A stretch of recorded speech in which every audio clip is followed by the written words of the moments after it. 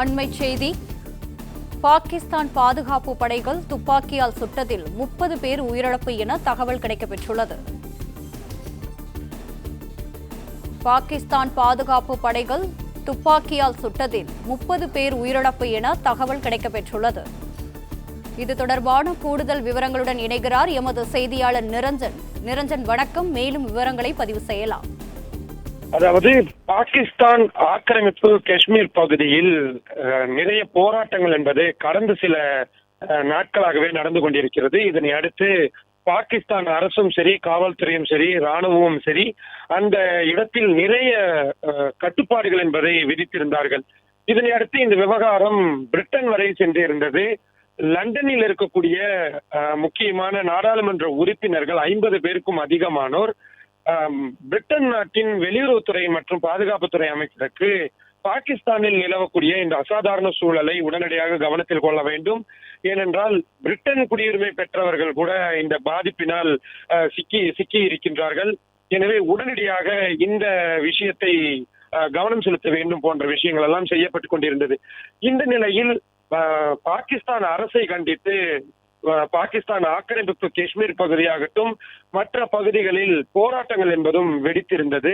குறிப்பாக பாகுபாடு காட்டப்படுகின்றது, விலைவாசி ஏற்றம் சரியான முறையில் கையாளப்படவில்லை, மக்கள் பெரிய அளவில் தவிக்கிறார்கள், அதனால் உடனடியாக அரசு நடவடிக்கை எடுக்க வேண்டும் என்றும், பாகிஸ்தான் ராணுவத்தின் அட்டூழியம் என்பது பாகிஸ்தான் ஆக்கிரமிப்பு காஷ்மீர் பகுதியில் அதிகரித்து விட்டது என்றும் கூறி ஏராளமான போராட்ட குழுக்கள் அவங்களது போராட்டங்களை அமைதி வழியில் மேற்கொண்டு வந்தார்கள்.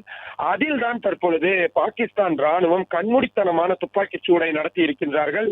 அதிகாரப்பூர்வமாக நமக்கு தெரிவிக்கக்கூடிய தகவலை இதுவரை 30 போராட்டக்காரர்கள் கொல்லப்பட்டிருக்கிறார்கள், 200க்கும் அதிகமானோர் காயமடைந்திருக்கிறார்கள் என்ற தகவல்கள் எல்லாம் வந்து கொண்டிருக்கின்றது. இந்த சூழலில் இந்த பலி எண்ணிக்கை மேலும் அதிகரிக்கும் என்று அஞ்சப்படுகின்றது. காரணம், போராட்டக்காரர்கள் அந்த போராட்டத்தை இன்னும் தீவிரப்படுத்தி இருக்கிறார்கள் என்பதான தகவல் தான் வந்து கொண்டிருக்கிறது. பாகிஸ்தான் ராணுவம் தனது அட்டூழியத்தை கட்டவிழ்த்து விட்டிருக்கிறார்கள் என்பதுதான் இதன் மூலமாக தெரிகிறது. பல்வேறு உலக நாடுகளிலும் பாகிஸ்தான் ராணுவத்தையும் பாகிஸ்தான் ராணுவ தளபதி முனீரையும் கண்டித்து பாகிஸ்தானியர்களும் சரி மற்ற நாட்டினரும் போராட்டங்கள் என்பதை முன்னெடுக்க தொடங்கி இருக்கிறார்கள். பாகிஸ்தான் முழுவதுமே இது பதற்ற நிலையை ஏற்படுத்தியிருக்கிறது. ராணுவ தளபதி முனீர் அவர்கள் உடனடியாக பதவி விலக வேண்டும் என்பதுதான் இந்த போராட்டத்தின் மையக்கருவாக இருக்கின்றது.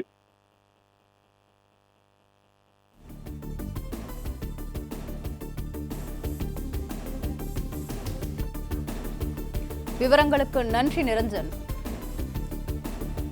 பிளே ஸ்டோர் மற்றும் ஆப் ஸ்டோரில் இருந்து பாலிமர் செயலியை QR கோடு மூலம் பதிவிறக்கம் செய்யுங்கள். செய்திகளை உடனுக்குடன் பெறுங்கள்.